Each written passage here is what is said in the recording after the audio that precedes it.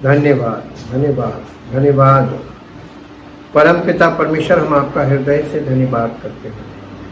हाँ प्रभु, आप महान, सामर्थ्य, अनुग्रहकारी, दयालु, और जो आप मनुष्य का उद्धार केवल आप ही कर सकते हैं, और जो आप कर सकते हैं वो कोई और कर ही नहीं सकता, और हमारे प्रयास से हमारा उद्धार नहीं हो सकता।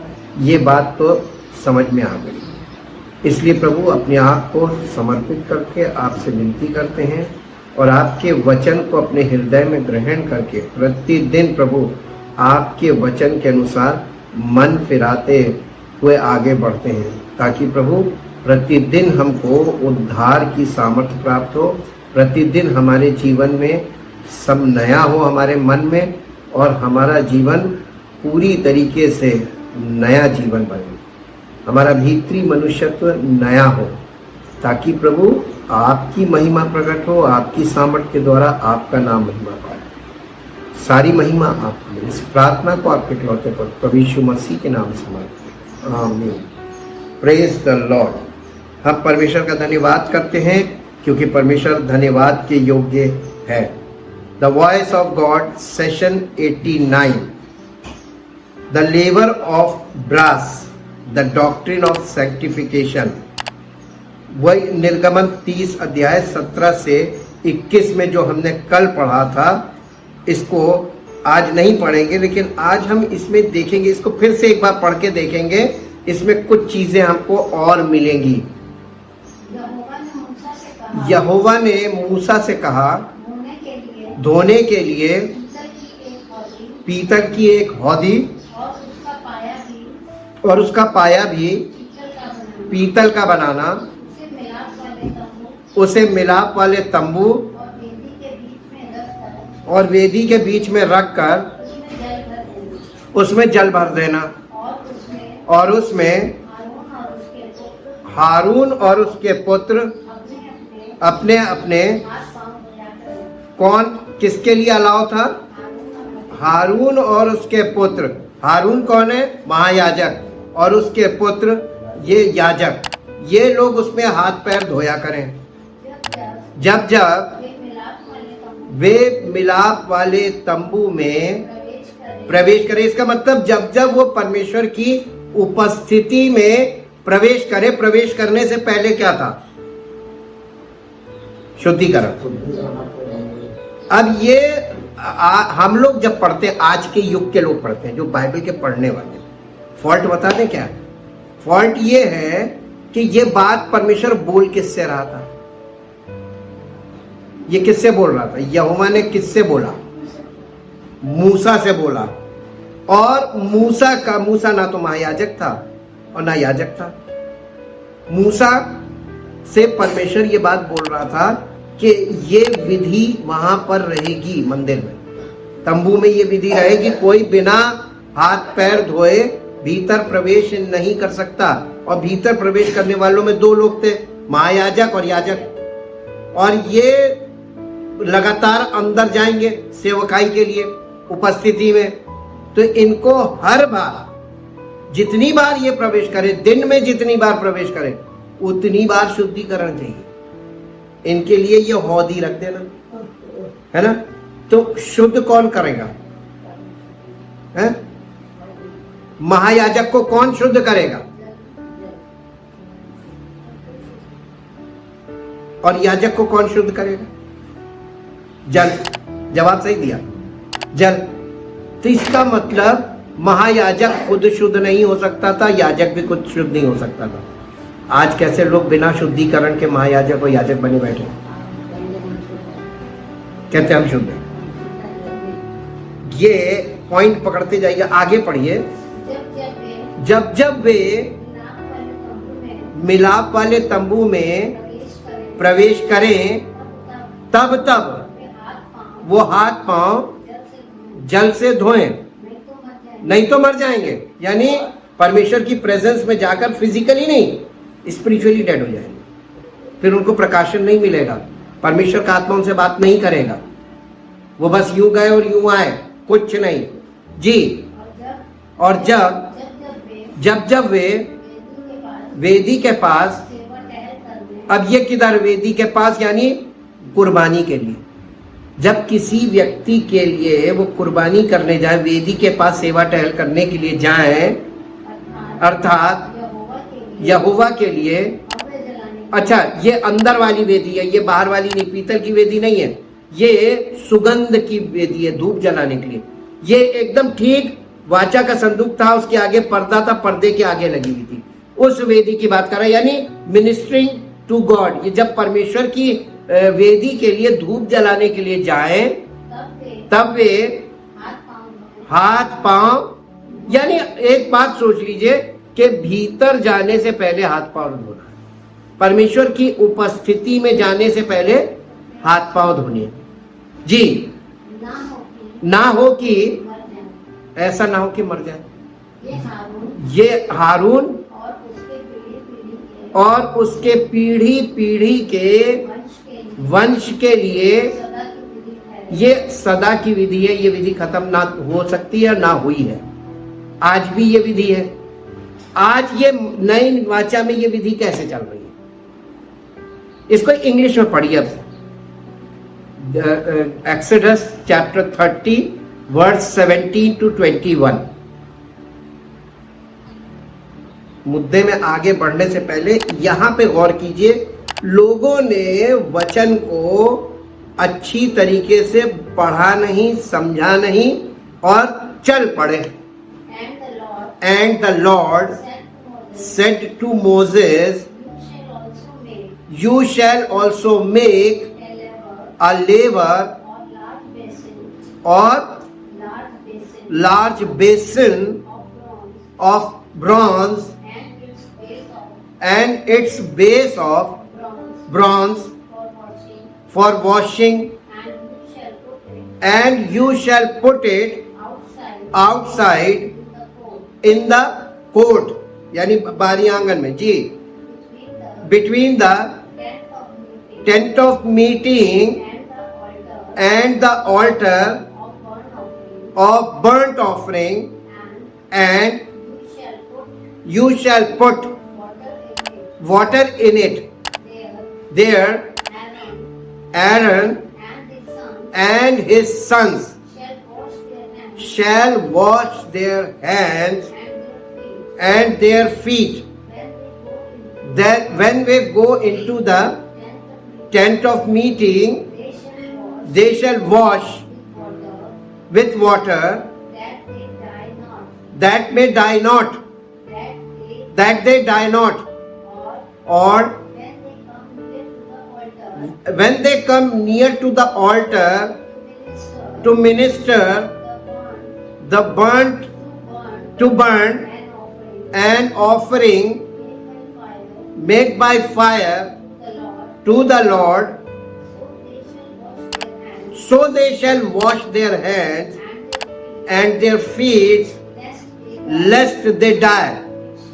It shall be perpetual statute for Aaron and his descendants throughout their generation. ये पूरी जनरेशन में यही हुआ करे।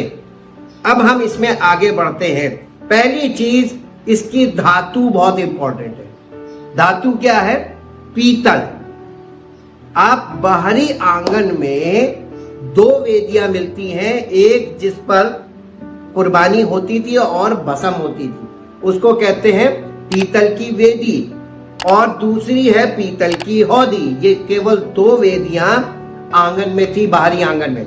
और बाहरी आंगन हमारे शरीर को दिखाता है। और ये जो पीतल है, पीतल का अर्थ है, पीतल दिखाता है न्याय को, जजमेंट को। परमेश्वर मनुष्य का जजमेंट करेगा बलिदान से। पहली वेदी क्या थी? यीशु मसीह का बलिदान परमेश्वर के न्याय का आरंभ है। तो क्रूसीफिक्शन से अभी तक जो चल रहा है और आगे भी जो चल रहा है, ये जो पूरा पीरियड आप देख रहे हैं, ये परमेश्वर का न्याय चल रहा है संसार में। लोगों को नहीं पता चलेगा, स्पिरिचुअल वर्ल्ड वालों के अलावा, जो रियल स्पिरिचुअल वर्ल्ड में है, उनके अलावा किसी को नहीं पता चलेगा कि ये परमेश्वर क्या कर रहा है। ये न्याय को दिखाता है, जजमेंट को दिखाता पीतल, और पीतल के द्वारा जजमेंट होगा। पीतल जो है वो आग में गलता नहीं है, सोना आग में गल जाता है। पीतल एक ऐसी धातु है जो आग में गलती नहीं। वो जो कुर्बानी, पीतल की वेदी है जिस पर कुर्बानी होती थी, कुर्बानी होने के बाद उस पर भस्म होती थी, वो भस्म उस पर होती थी क्योंकि उस पर फायर ऑफ गॉड थी। वो अग्नि से वेदी भस्म ना हो जाए इसलिए पीतल की थी। और परमेश्वर का न्याय है। आपने वो वाला इंसिडेंट सुना था, एलिया ने कुर्बानी चढ़ाई थी और आग ने भस्म कर दिया था। आग परमेश्वर की वेदी यीशु मसीह, और उस पर परमेश्वर का न्याय प्रकट हुआ था हमारे और आपके पापों को लेकर अग्नि के द्वारा। यीशु मसीह को भस्म किया। आज उसका शरीर आपको दिखेगा नहीं क्योंकि वो शरीर भस्म हो गया। इसको बोलते हैं होम बलि। यीशु मसीह की होम बलि हो गई हमारे लिए। और दूसरी ये वाली वेदी ये भी दिखाती, पीतल दिखाता है न्याय को। पहली बात तो ये न्याय करती है कि हम अंदर जा रहे हैं तो सही दशा में जा रहे हैं या हम गलत तरीके से परमेश्वर की उपस्थिति में जा रहे हैं। अगर हम गलत तरीके से बिना शुद्धि के, मन की शुद्धि के बिना अंदर चले गए तो हमारी जो आत्मा, जो हम बॉर्न अगेन हुए ना, वो फिर से डेड हो जाएगी। ये पनिशमेंट है परमेश्वर का। अब आप देखिए, परमेश्वर वो आदम को, वो आदम स्पिरिचुअली अलाइव था परमेश्वर के, उसने क्या किया था कि वो तुरंत उसकी वो स्पिरिचुअली डेड हुआ। क्या किया था उसने? नहीं, खा लिया था, एक्ट से नहीं हुआ था, आज्ञा का उल्लंघन किया था उसने। परमेश्वर की आज्ञा को ओवर रूल किया था, जो मना किया वही किया, और करने के बाद दोष भी लगा रहा था। तो देखिए, एक तो परमेश्वर की आज्ञा का उल्लंघन किया और उसके बाद दोष भी लगा रहा, अपनी सफाई दे रहा। आज के लोग क्या करते हैं? मन नहीं फिराते, परमेश्वर के वचन के विरुद्ध अपनी सफाई देने लगते हैं, और ये दोनों ही चीजें सिन अपॉन सिन। तो परमेश्वर ने क्या किया था? वो स्पिरिचुअली डेड हो गया था ऑटोमेटिकली। परमेश्वर ने कुछ नहीं किया था, जजमेंट यही है। और परमेश्वर ने उसको फिर हार्ड वर्ड्स बोले थे। उसी तरीके से आप बॉर्न अगेन हुए, परमेश्वर का अनुग्रह आप पर हुआ, आपकी आत्मा को उसने जीवन दिया, बॉर्न अगेन हो गए।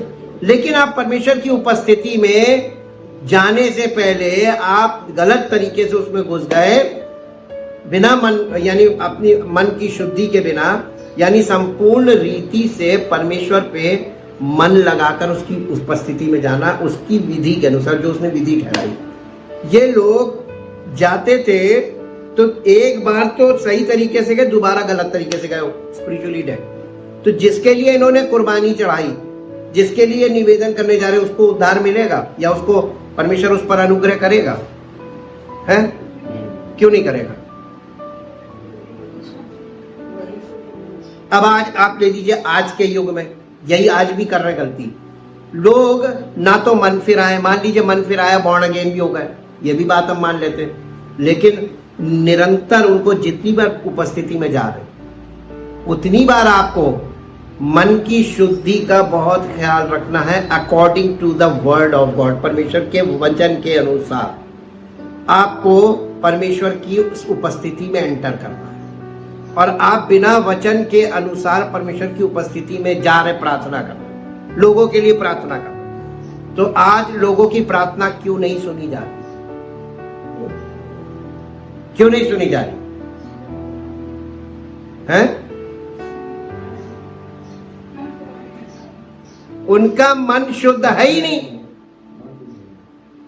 और जब उनका मन ही शुद्ध नहीं, वो जिसके लिए भी प्रार्थना करेंगे वो प्रार्थना ग्रहण योग्य नहीं होगी। उनके लिए भी करें, अपने लिए भी करेंगे तो भी नहीं, और किसी के लिए करेंगे तो भी नहीं। इसलिए हमने आप लोगों को शुरू में बोल दिया था, उस काम को रोक दो जो तुमको अभी नहीं मालूम है कि वो नहीं तुमको करना चाहिए, तुम कर रहे हो तो ये तुम गलत कर रहे हो।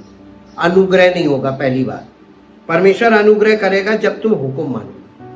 और आज हम लोग इसी चीज को देख रहे हैं कि यहाँ पे the primary and evident meaning of the laver is that of cleansing. ये पीतल की हौदी का प्रारंभिक और वास्तविक इसका अर्थ है क्लेंजिंग, शुद्धिकरण। This cleansing applies primarily to the child of God. ये वाली शुद्धिकरण ये आम लोगों का शुद्धिकरण नहीं है, ये परमेश्वर के बच्चों का शुद्धिकरण है। यानी इसका मतलब बॉर्न अगेन लोगों के लिए है। बॉर्न अगेन लोग नहीं होंगे तो वो अंदर नहीं जा सकते, यानी परमेश्वर की उपस्थिति में नहीं जा सकते, उनके लिए नहीं है। ये बॉर्न अगेन बच्चों के लिए है। For only priest served at the laver, और बच्चों के लिए है और दूसरे परमेश्वर के सेवकों के लिए है ये वेदी, कि वो परमेश्वर की उपस्थिति में जाने से पहले इस वेदी से शुद्ध होके जाए। ठीक, बियॉन्ड द ब्रेजन ऑल्टर, यानी जो पीतल की वेदी है जिस पर कुर्बानी होती है, उसके परे या उसके आगे ये वेदी है the application of the teaching of the tabernacle is directly to the sons of God. यानी बियॉन्ड द ब्रेजन ऑल्टर, पीतल की हौदी के आगे the application of the meaning of the laver, ये जो पीतल की हौदी है इसके बारे में कि ये क्या करती है, इसका कार्य क्या है। Teaching application of the teaching of the tabernacle is directly to the sons of God. यानी उस तंबू में प्रवेश करने से पहले ये वेदी बहुत महत्वपूर्ण कार्य करती है परमेश्वर के बच्चों के लिए, ताकि वो अंदर प्रवेश कर सके। तो अब आपको ये समझ में आ रहा होगा कि हम यीशु मसीह के द्वारा परमेश्वर की संतान बनते हैं ना, उसके बच्चे बनते हैं। तो आप कैसे बनते हैं? जब यीशु मसीह के कुर्बानी को आप ग्रहण करते हैं, मेरे लिए मारा गया, मेरे लिए गाड़ा गया, मेरे लिए जी उठा, मेरा है मसीह, आप उस पर विश्वास भी लाते हैं और अंदर की क्रिया ज्यादा मायने रखती। मुंह से आप कुछ भी बोल सकते हैं, लेकिन आपने जो मुंह से बोला वो वास्तविक आपके हृदय में है कि नहीं है, इस वेदी पे चेक हो जाएगा। अगर जो आप अंगीकार कर रहे हैं वो चीज आपके हृदय में नहीं है, आप बॉर्न अगेन नहीं है, तो आप इस वेदी के बाद आगे बढ़ेंगे तो आप फिर से जो अनुग्रह से बॉर्न अगेन हुए, आप फिर से स्पिरिचुअली डेड हुए।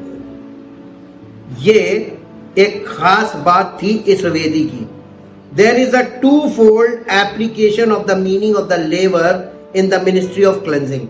इस वेदी के जो स्वच्छता के विषय में यानी शुद्धिकरण के विषय में इस वेदी की दो पहलुओं में ये वेदी काम करती है। दो पहलू है। पहला पहलू है पृथ्वी पर की स्वच्छता यानी शारीरिक स्वच्छता, दूसरी है स्वर्गीय स्वच्छता। ये दोनों चीजों का काम करती है हेवनली एप्लीकेशन। इट अप्लाइज यानी ये करती first of all to Christ present resurrection ministry. सबसे पहली बात कि यीशु मसीह के द्वारा ये हौदी वाली सेवकाई जो आज पवित्र आत्मा के द्वारा और परमेश्वर के पवित्र वचन के द्वारा होती है, इसका कार्य क्या है कि आपकी आत्मा जो मरी हुई है उसको पुनरुत्थान करना, उसको जीवन देना। इसी को बॉर्न अगेन बोलते हैं। ये इसका पहला काम है जो आज ये करती है हौदी, resurrection ministry. He continues cleansing his own until he represents them faultless, blameless before the presence of his glory, his glory throne with exceeding joy। यानी जब ये कार्य इस वेदी के द्वारा ही हम रीजनरेट होते हैं यानी बॉर्न अगेन होते हैं, और इसी वेदी के पास बार बार हम जाते हैं बॉर्न अगेन होने के बाद, ताकि हमारे जीवन में शुद्धिकरण का काम तब तक होता रहे जब तक कि हमारा जीवन पूरी तरीके से फॉल्टलेस, ब्लेमलेस यानी परमेश्वर की ओर से एकदम हमारा भीतरी मनुष्यत्व नया ना हो जाए और हम प्रभु यीशु मसीह के स्वरूप में ना हो जाए। यहूदा की पत्री उसका 24 पद पढ़ दीजिए, एक ही अध्याय है इसमें। यहूदा की पत्री 24 पद, प्रकाशित वाक्य से पहले है। अब जो तुम्हें होकर खाने से बचा सकता है और अपनी महिमा की भरपूरी के सामने मगन और निर्दोष करके खड़ा कर सकता है। उस एकमात्र परमेश्वर हमारे उद्धारकर्ता की महिमा और गौरव और पराक्रम और अधिकार हमारे प्रभु यीशु मसीह के द्वारा जैसा सनातन काल से है, अब भी हो और युगान युग रहे। आमीन। आपको मालूम है, ये बिना इस और ये वेदी आपके जीवन में ऐसी होगी कि आपको कई बार, दिन में कई बार ये काम करना पड़ेगा। कई बार इतनी अवेयरनेस, स्पिरिचुअल अवेयरनेस होनी चाहिए कि आपको तुरंत, यानी आप वचन से इतने ज्यादा भर जाएंगे कि आपके वचन मन में इतना बस जाना चाहिए कि आपको तुरंत पवित्र आत्मा उसी समय गाइड करेगा। देखो ये ऐसा है, तुमने ये पढ़ा है ना, तुमने ये सुना है ना, तो आप सुन के भर लीजिए मन में, पढ़ के भर लीजिए, ये आपकी कैपेसिटी है। लेकिन दोनों तरीके सही हैं। हमने आपको कल ये बताया था कि वे 2 बार मर चुके हैं, ये वाली बात बताई थी ना। इसका रेफरेंस देखिए, मैं आज आपको देता हूं। ये यहूदा की पत्री और उसका 12 पद पढ़िए। ये तुम्हारी प्रेम सभाओं में तुम्हारे साथ खाते पीते और समुद्र में छिपी हुई चट्टान सरीखे हैं और बेधड़क अपना ही पेट भरने वाले रखवाले हैं। वे निर्जल बादल हैं जिन्हें हवा उड़ा ले जाती है, पतझड़ के निष्फल पेड़ है जो, ये 2 बार मरना यानी फिजिकल डेथ से पहले 2 बार मरना। हाँ, एक बार तो फिजिकल जब बर्थ होता है तो हम स्पिरिचुअली डेड पैदा होते हैं, एक बार तो मरे ही पैदा हुए आत्मिक तौर पे, और दोबारा बॉर्न अगेन होने के बाद फिर। तो ये कैसे होता? आप इस वाली क्रिया को जब छोड़ देते हैं, मिनिस्ट्री कर रहे हैं लेकिन मन शुद्ध नहीं है परमेश्वर की योजना के अनुसार, उसकी वचन के अनुसार आप नहीं चल रहे हैं। मसीही जीवन वचन के अनुसार नहीं है, पवित्र आत्मा के अनुसार नहीं है, तो मालूम है क्या है? आप स्पिरिचुअली डेड हो गए। अब आप करते रहिए मिनिस्ट्री। इसीलिए तो यीशु मसीह ने कहा था, न्याय के दिन जब सेकंड कमिंग, उस दिन बहुतेरे मुझसे कहेंगे मैंने तेरे नाम से दुष्ट आत्माएं निकाली, मैंने तेरे नाम से भविष्यवाणी की, मैंने तेरे नाम से बड़े बड़े आश्चर्य कर्म किए, और मैं उनसे खुल के कह दूंगा तुमने कुकर्म किया। यही लोग होंगे जो बॉर्न अगेन तो होंगे, लेकिन फिर से वो स्पिरिचुअली डेड हो जाएंगे और ये इटर्नल पनिशमेंट में जाएंगे, क्योंकि ये स्पिरिचुअली डेड फिर से हो गए और अब ये लोगों को भ्रमित कर रहे। इससे मसीह की कलीसियाई सेवा बिगड़ गई, मसीह का स्वरूप बिगड़ा, उसकी सेवकाई का स्वरूप बिगड़ा, परमेश्वर की योजना बिगड़ी, और ये सब कुछ बिगाड़ने वाले यही लोग। परमेश्वर का क्या इनसे प्यार करेगा? क्रोध अत्यंत भयानक, इनके लिए दंड निश्चित है। और इसीलिए हम लोग इस बात की यानी बारीकी के साथ अध्ययन कर रहे हैं। Cleansing is own until he, Yeshu Masih इस काम को हमारे लिए खुद करेगा, शुद्धिकरण। This is the heavenly ministry of Christ in cleansing. Secondly, it applies to the phase of the work of the Holy Spirit in His present ministry on the earth. The written word, the audible voice of the Spirit reveals the pathway of light for God's service.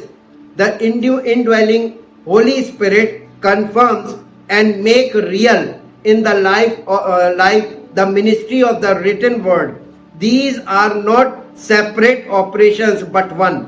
For the indwelling Spirit does not direct apart from or contrary to the world. This is the earthly application of the meaning of the labor.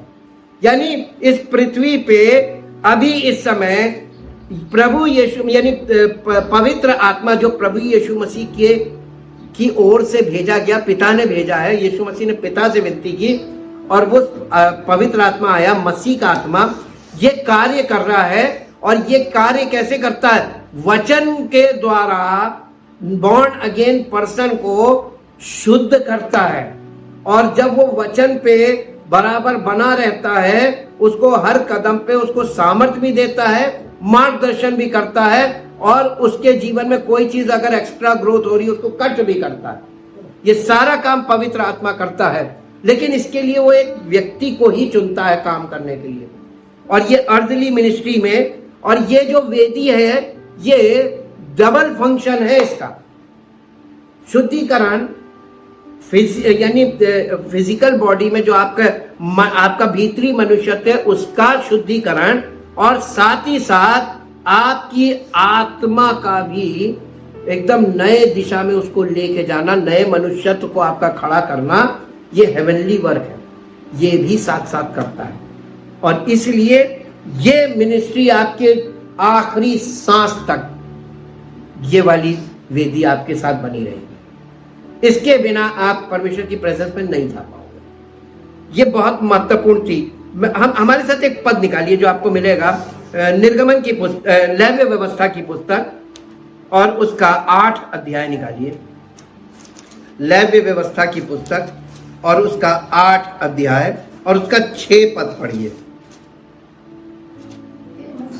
फिर मूसा ने हारून और उसके पुत्रों को समीप ले जाकर, किसने? मूसा ने हारून को, जो महायाजक था। इसके बिना वो महायाजक बन नहीं सकता। अब वो महायाजक बनने से पहले उसको क्या किया? समीप ले जाकर। कहां? किसके समीप ले जाकर?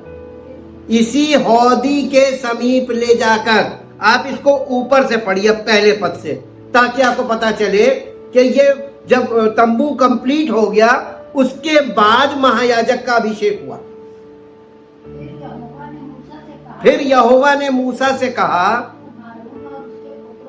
तू हारून और उसके पुत्रों के वस्त्रों और अभिषेक के तेल और पाप बलि के बछड़े और दोनों मेढ़ों और अखमीरी रोटी की टोकरी को मिलाप वाले तंबू के द्वार पर लेके आ। इसका मतलब वही है ना जी, द्वार पर लेकर आ, और वहीं सारी मंडली भी इकट्ठी हो, देखे कि यहाँ पे क्या हो रहा है, द्वार के सामने बाहर आंगन में। जी, यहोवा की इस आज्ञा के अनुसार मूसा ने किया,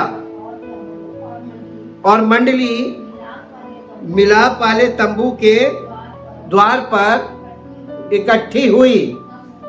तब मूसा ने मंडली से कहा, जो काम करने की आज्ञा यहोवा ने दी है वो ये है। फिर मूसा ने हारून और उसके पुत्रों को समीप ले जाकर जल से नहलाया। ये जल के द्वारा अभिषेक हो रहा है, ठीक। ये पहली क्लेंजिंग है। इसके बाद इसका 8 पद पढ़िए, बल्कि 10 पद। तब मूसा से अभिषेक का तेल लेकर निवास का और जो कुछ उसमें था उन सब का भी अभिषेक करके उन्हें पवित्र किया, और उस तेल में से कुछ उसने वेदी पर 7 बार छिड़का। ये ऑयल अनॉइंटिंग अंदर कर रहा है, लेकिन अगर आप इसमें देखें तो उसने 8वें पद में क्या लिखा? 8 पद देखिए, नहीं 9 पद। तब उसने उसके सिर पर पगड़ी बांधकर पगड़ी के सामने सोने के टीके को अर्थात पवित्र मुकुट को लगाया, जिस प्रकार यहोवा ने मूसा को आज्ञा दी थी। अब इसके बाद यानी इसने जल से उनका अभिषेक कर दिया, शुद्धिकरण किया, उसके बाद उस हौदी पे ले जाके, और वो लोग जो महायाजक है और याजक उसके बच्चे, इनको ये बता दिया था कि ये तुम जितनी बार अंदर जाओगे तुम्हें हाथ पैर धोना है। अब तुम स्नान कर लिए, यानी ये वाला काम एक बार होता है। बॉर्न अगेन स्नान दिखाता है बॉर्न अगेन को। आप एक बार बॉर्न अगेन हो गए, बार बार नहीं होंगे। This is once and only once. एक ही बार प्रभु अनुग्रह करेगा और तुम्हारी आत्मा को जन्म देगा या जीवन देगा, पुनरुत्थान होगा। एक बार आपका वो होता है फिजिकल बर्थ, और उसके बाद फिजिकल बर्थ के बाद मृत्यु। अब इसके बीच में कोई फिजिकल जन्म हो सकता है? नहीं हो सकता है, क्योंकि जिसने ये चक्र बनाया उसी का नियम है। ये परमेश्वर ने चक्र बनाया, परमेश्वर का नियम है। और वैसे ही आपका आत्मिक जन्म भी कितनी बार होगा? एक बार। और उसके बाद, और अगर मान लीजिए आपको आत्मिक जन्म हुआ, बॉर्न अगेन हो गए स्पिरिचुअली, और आप मूर्खता में आपका वो फिर से चला गया, परमेश्वर नाराज हो जाएगा खट से। आपने जहां गलत किया, बॉर्न अगेन होने के बाद आप स्पिरिचुअली डेड, उसके बाद फिर दोबारा आपको बॉर्न अगेन हो सकते हैं? इम्पॉसिबल, ये पॉसिबल है ही नहीं। फिर आप दंड के भागी हो गए। यही वाली बात के कारण जब लोग बिगड़ गए, वो सुधरते इसलिए नहीं, उन्हें मालूम कि अब संभव नहीं, अब कुछ नहीं हो सकता। यही वाली बात। और यहां पे आपको ये चीज देखने को मिली कि इसके बिना महायाजक। अब आ जाइए यूहन्ना रचित सुसमाचार उसका 13 अध्याय। यूहन्ना रचित सुसमाचार उसका 13। इसका नए नियम का वर्जन जरूर चेक कीजिए कि यीशु मसीह भी वही कर रहा है जो वहां पे किया गया।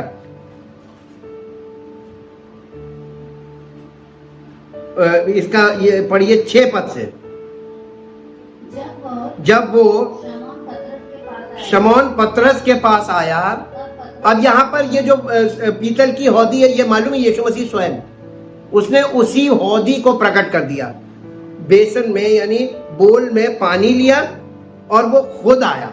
वहां मूसा कर रहा था, यहाँ कौन कर रहा? मसीह कर रहा है, यीशु मसीह कर रहा है। जो काम मूसा ने किया था वही काम अब यीशु मसीह करेगा।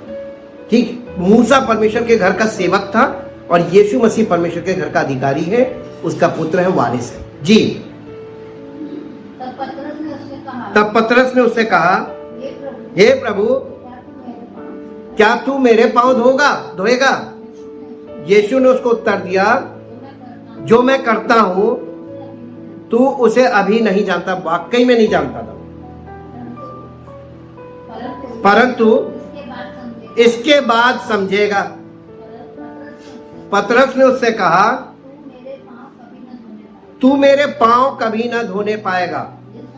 ये सुनकर यीशु ने पतरस से कहा, यदि मैं तुझे ना धोऊं तो मेरे साथ कुछ भी साझा नहीं। यानी तुम मसीह में हो ही नहीं अगर मसीह ने तुम्हें नहीं धोया। जी। शमौन पतरस ने उससे कहा, हे प्रभु, तो मेरे पांव ही नहीं वरन हाथों सिर भी धो दे।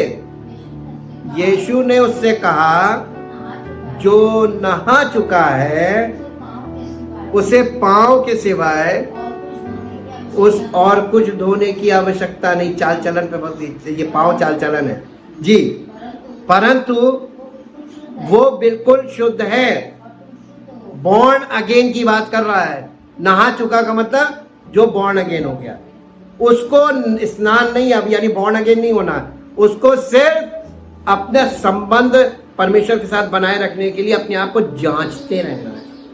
ये है उसका कहने। इसको इंग्लिश में पढ़ दीजिएगा, ये वाली जो उसने कहा कि जो नहा चुका है, और ये जो उससे पहले वाली थी, बल्कि 8 और 9 पढ़ दीजिए आप इंग्लिश में, 8 और 9, जॉन 13, 8 और 9। इंग्लिश में भी सब क्लियर हो जाएगा। Peter said to him, you shall never wash my feet. Jesus answered him, unless I wash you, you have no part with me. You have no share in companionship with me. Simon Peter said to him, Lord, wash not only my feet, but my hands and my head too. Jesus said to him, anyone who has bathed needs only to wash his feet, but is clean all over. And you, my disciples, are clean, but not of it. तुम मेरे चेले हो और तुम सब शुद्ध हो, लेकिन सब लिखा है तुम शुद्ध हो लेकिन सब नहीं। मालूम क्यों? क्योंकि एक पकड़वाने वाला था। उसने कहा नहीं सब शुद्ध नहीं हो, शुद्ध हो लेकिन सब नहीं, एक है जो मुझे पकड़वाएगा। आगे पढ़ दीजिए। For he knew who was going to betray him. कौन उसको धोखा देने जा रहा, उसको मालूम था। That was the reason he said, not all of you are clean. एक और पद निकालिए, तीतुस की पत्री में आइए। तीतुस की पत्री, तीतुस की पत्री 3 अध्याय, तीतुस 3 अध्याय और उसका 5 और 6 पद पढ़ दीजिए। तो उसने हमारा उद्धार किया और ये धर्म के कामों के कारण नहीं जो हमने आप किए, पर अपनी दया के अनुसार नए जन्म के स्नान और पवित्र आत्मा के हमें नया बनाने के द्वारा हुआ, जिसे उसने हमारे उद्धारकर्ता यीशु मसीह के द्वारा हम पर अधिकाई से उंडेला, जिससे हम उसके अनुग्रह से धर्मी ठहर कर अनंत जीवन के लिए अनंत जीवन की आशा के अनुसार वारिस बने।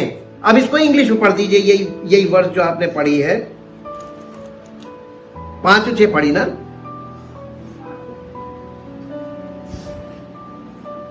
तीतुस,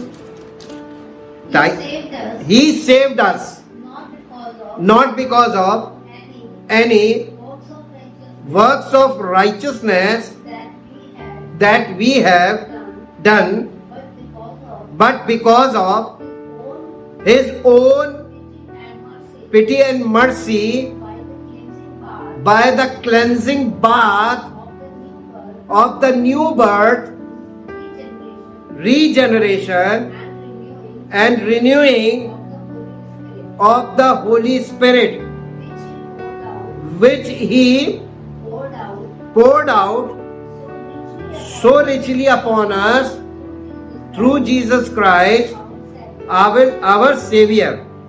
And he did in order that we might be justified by his grace, by his favor, wholly undeserved, that he might be acknowledged and counted as confirmed to the divine will in purpose, thought and action, and that we might become heirs of eternal life according to our hope. अब आपने ये दोनों जगह पढ़ा, अब आपको मैं English में ही चाहूंगा। एक्सोडस चैप्टर 30 और वर्स 17 to 21 इंग्लिश में पढ़े, वहां पे आपको रेफरेंस मिलेंगे नए नियम के।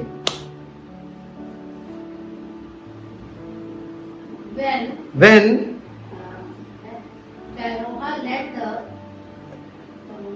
नहीं, exodus chapter 30 verse 17 to 21 ji.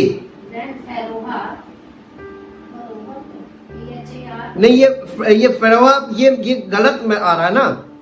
God said to Moses है, एक्सोडस चैप्टर 30, हाँ,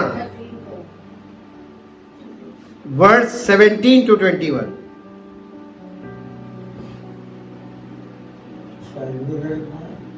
निर्गमन 30।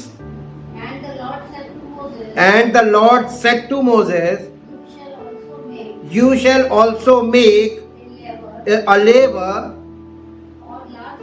or large basin of bronze, and its base of bronze for washing, and you shall put it outside in the court, and between the tent of meeting and the altar of burnt offering, and you shall put water in it. There Aaron and his sons shall wash their hands and their feet। आगे एक reference दिया होगा, तीतुस की पत्री 3 अध्याय भी जहां पढ़ा था। इसका मतलब ये जो हौदी है वो नए नियम में इस बात को दिखा रही है, बॉर्न अगेन को, और वो भी एक स्नान है।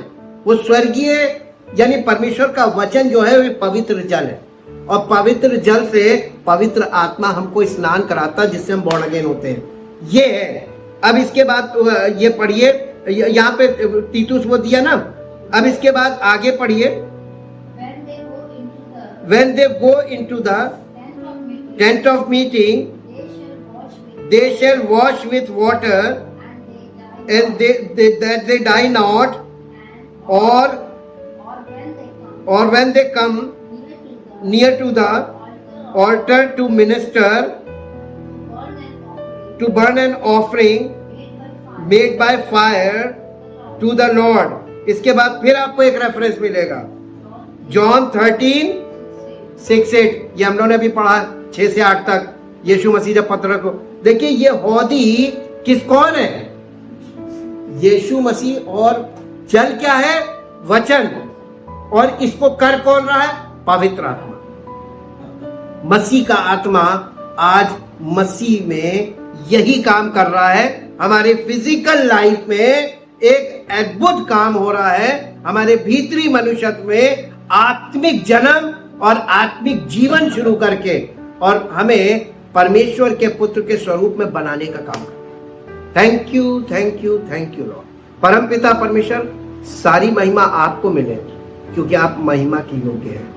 हम पिता परमेश्वर आपका धन्यवाद करते हैं कि जिन लोगों ने वास्तव में आपके इकलौते पुत्र प्रभु यीशु मसीह पर विश्वास किया, जिन लोगों ने वास्तव में उस कुर्बानी को जो हमारे पापों के लिए पुत्र ने दी, उस कुर्बानी को अपने जीवन में कबूल किया है, उस पर विश्वास किया है, उसे ग्रहण किया है, और वास्तव में बॉर्न अगेन हुए हैं, और पवित्र आत्मा उनके हृदय में मसीही स्वभाव के रूप में काम कर रहा है।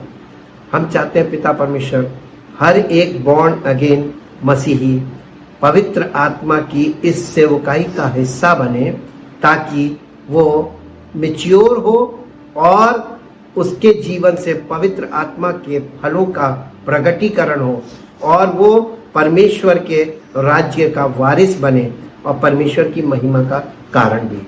सारी महिमा आपको मिले। इस प्रार्थना को आपके इकलौते पुत्र प्रभु यीशु मसीह के नाम में मांगते हैं, आमीन। Praise the Lord. परमेश्वर आपको आशीष दे।